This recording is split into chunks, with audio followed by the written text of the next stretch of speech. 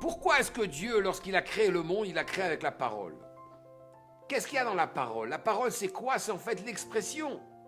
Ce n'est pas comme l'intellect qui a ses propres idées, c'est pas comme le cœur qui a ses sentiments, mais c'est tout simplement un récipient qui exprime ce qu'il y a dans le cœur et dans l'esprit.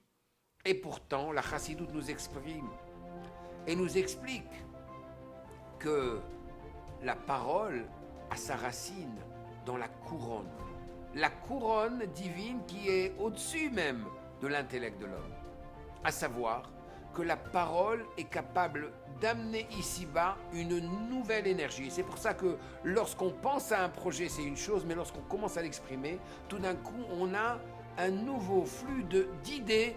On organise nos pensées. Lorsqu'on a des sentiments et qu'on les exprime, ils s'enflamment. C'est pour ça qu'il faut se taire lorsqu'on est en colère.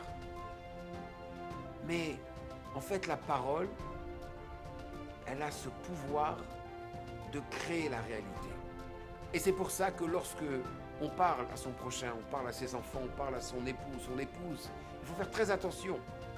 Parce que les bonnes paroles peuvent dévoiler le bien à l'intérieur de la personne, tandis que les mauvaises paroles, le lachon hara par exemple, peut amener, chas v'shalom, le mal à être dévoilé.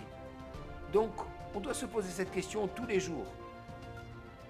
Où est-ce que je veux me situer exactement?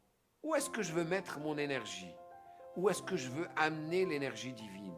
Quelle réalité j'ai envie de créer?